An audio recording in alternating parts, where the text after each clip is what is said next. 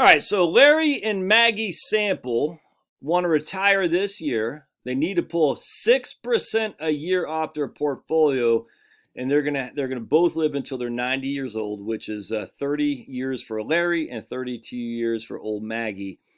And this is what we're looking at: a 35% probability of success.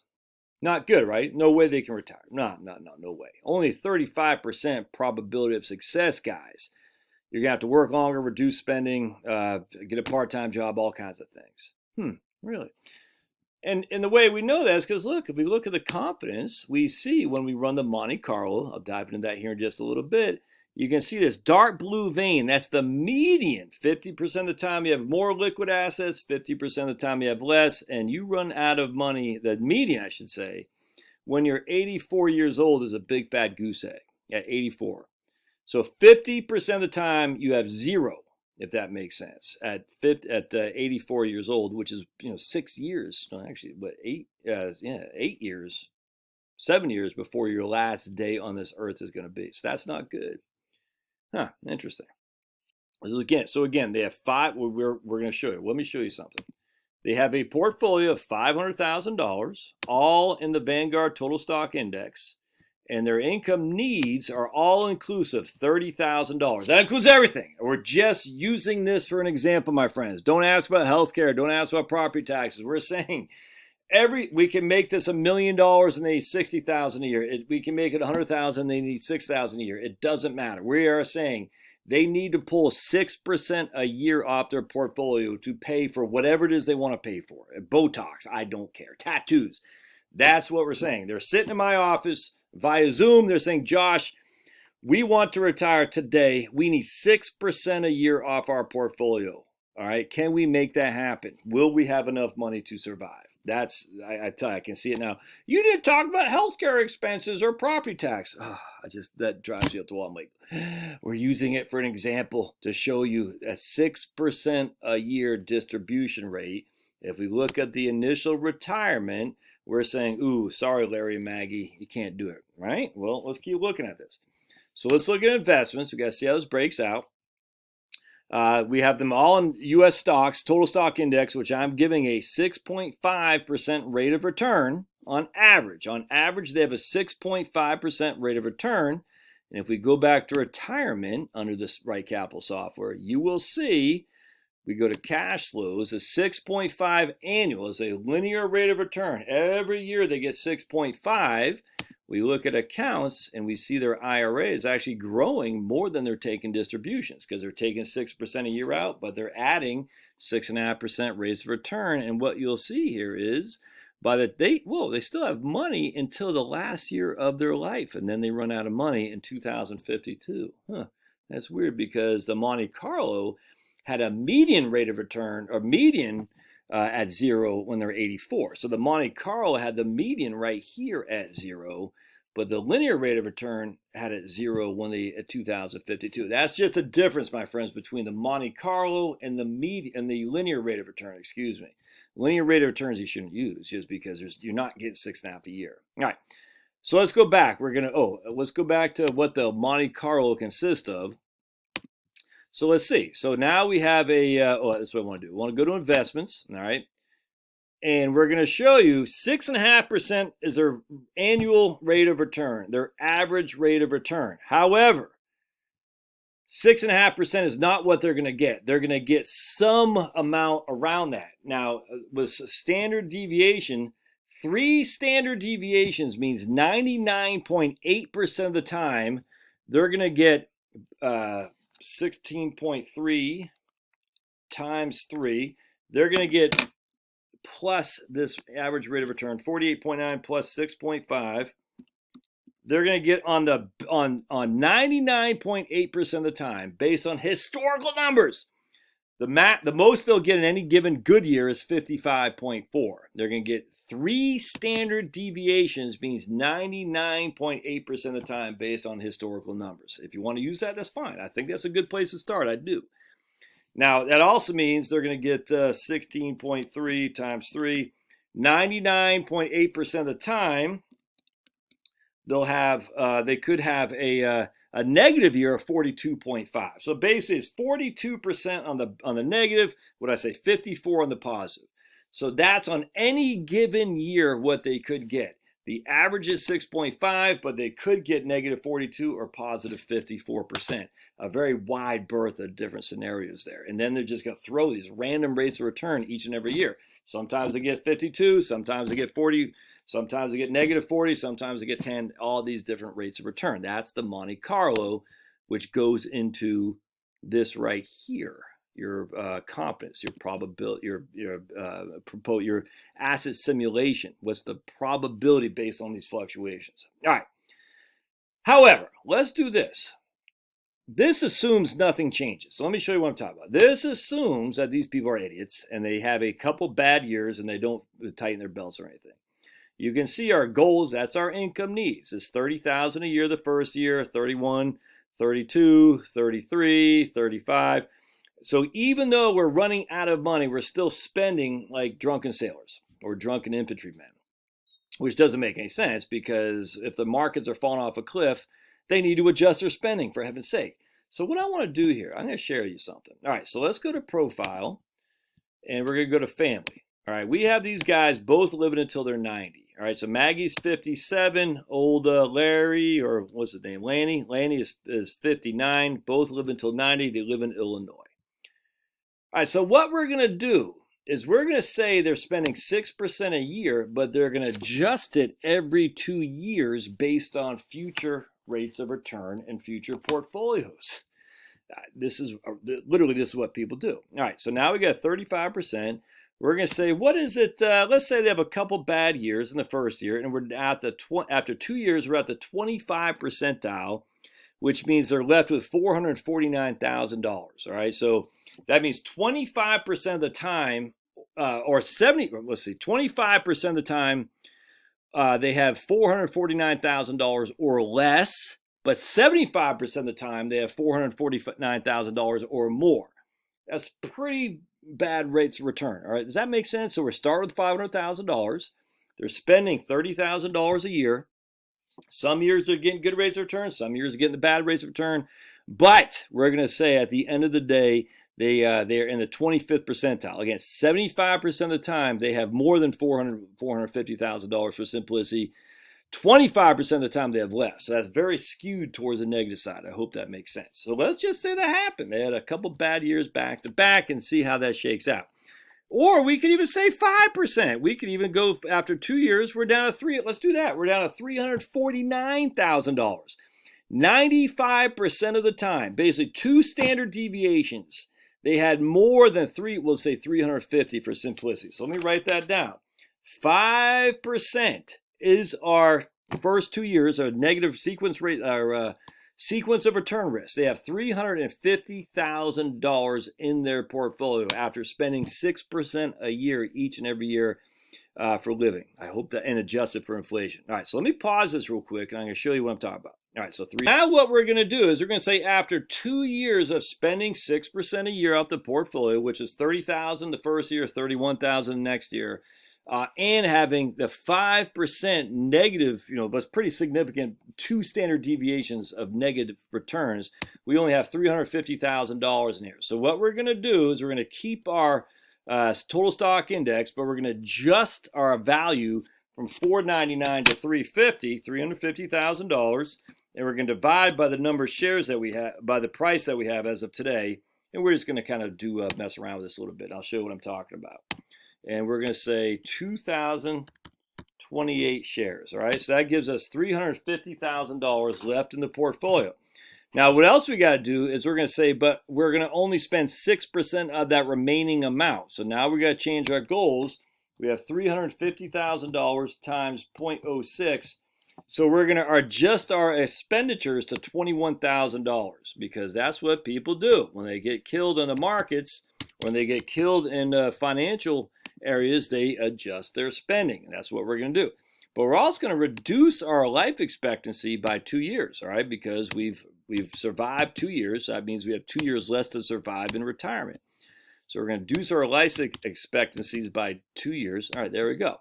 So now, we're in the beginning of year 3. We have $350,000 in our portfolio. We just got crunched in the markets. Things look ugly. We're like, oh man, we have to reduce our spending. We know we have to do that, all right? But we only have 28 years as opposed to 30 years to live in. We're still in the total stock index.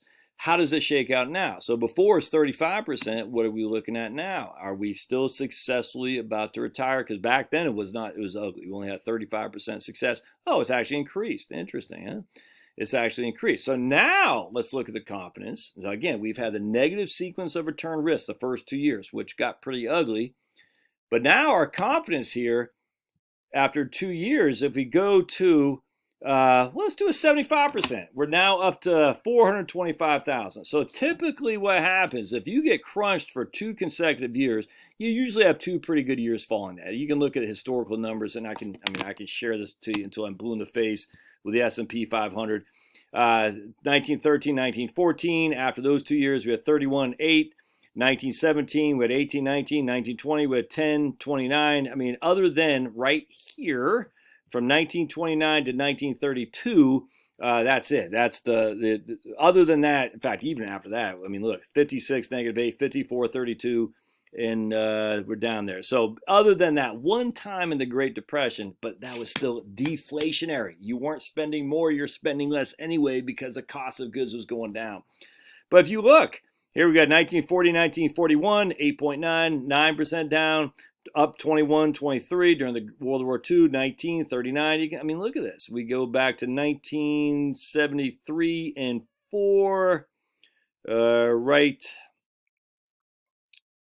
here, 73 and 74. Following year up 38, following year up 24, down, up. I mean, the list goes on and on. We go to 2000, 0 and 1, but again, in 2000, the tech stocks got hammered, but large cap values did poorly. But the S&P 500 is down 12, 20, 10 or 9, 12, and 22. Following couple years is up 28, 11, 5, 15. So what I'm trying to say here is that after 2 years of significant falls, historically have 2 good years of falling too. So what we're going to do is we're going to say, okay, we just got crunched for 2 consecutive years. All right, that stinks. But after 2 years of negative stuff, we're now up. We're going to give us our 75 percentile that says 25% of the time we had over $425,000.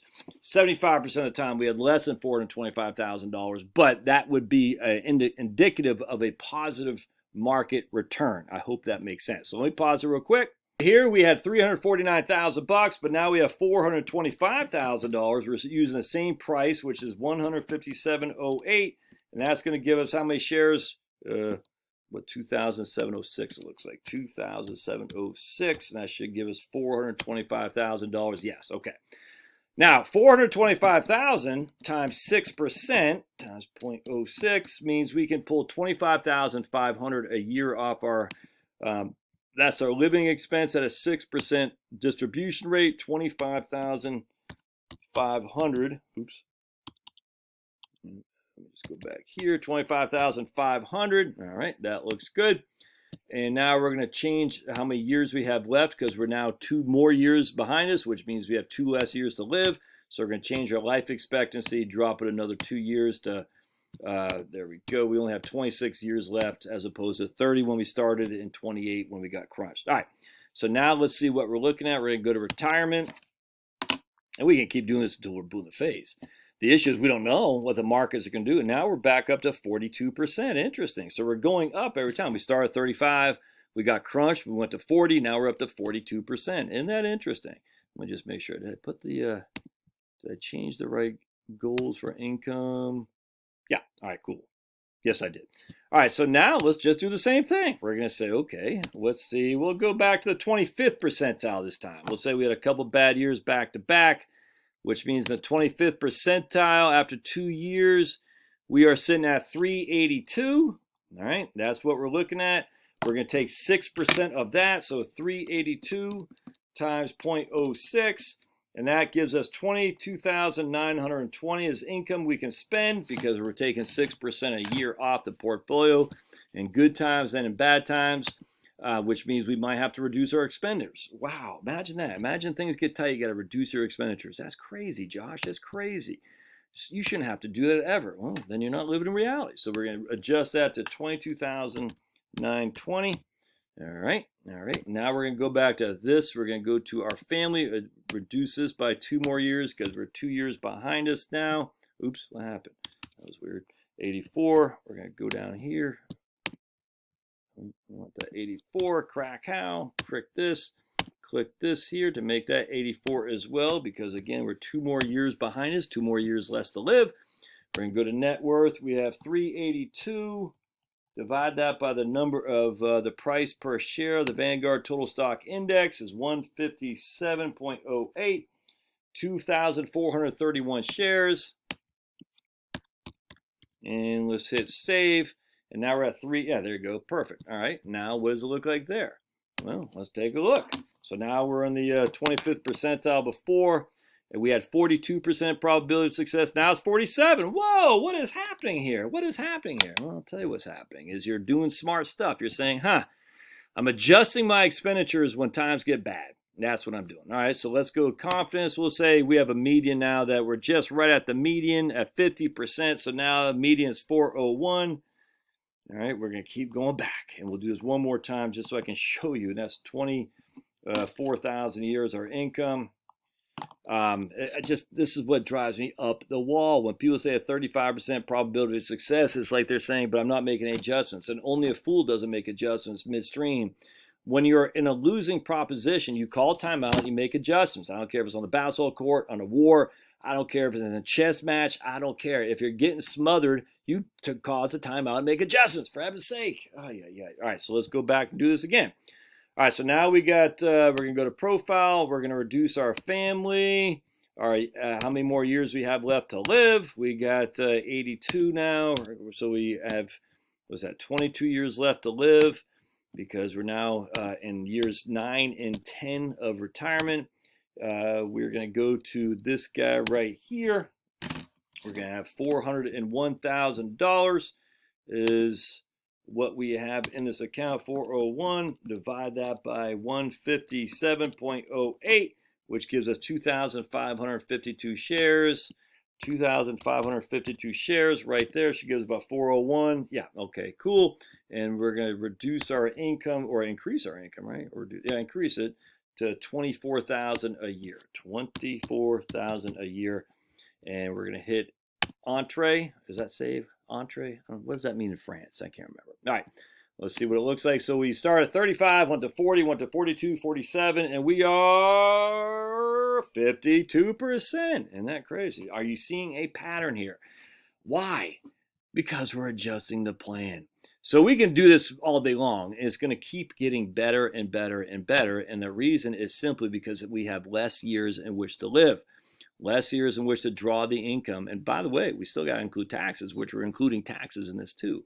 So because we have less years to live, because we're being smart with our money, i.e. we're making sure that we adjust midstream if we're getting smothered. And don't forget, this was a 5% probability. We started when we were in the second for 2 consecutive years. And the 95th percent, the second standard deviation, not just year 1, but year 1 and 2. So if we go back to, let's go back to what that means. That means at 95%, we go to investments, all right? So we take 2 standard deviations off 6.5. So we take 6.5 times 2. That means that's 13. That means minus 6.5. That means we had 16.3 times 2, excuse me. That's 32.6. We minus that by 6.5. That means we had 2 consecutive years of down 26%. Not 1, but 2. Show me any evidence that's happened before other than right here, which was 1929 and 1930, or 1929, 1930 and 1931. We've never had 2 consecutive years of 26% ever. We haven't, never. So other than that one little time frame of the Great Depression, again, we had deflation, we had deflation. You're spending less. There's never been a time in history where we had 2 consecutive years of 2 standard deviations on the negative, ever. So what's the likelihood of a 5% where you're on the 2 standard deviations negative happening, where after 2 years you're starting with $350,000 adjusting for 6%? The likelihood is I mean, I guess you say we have going back to 1870, we had one instance of that happening. So I don't even know how you do that. It's a 1 in 100. I mean, I don't know. It ain't much. I don't know how you do the probability of that. What am I saying here? Just stop with a freaking nuts thing and saying, oh my goodness, I only have a 52% probability of success, so I can't retire.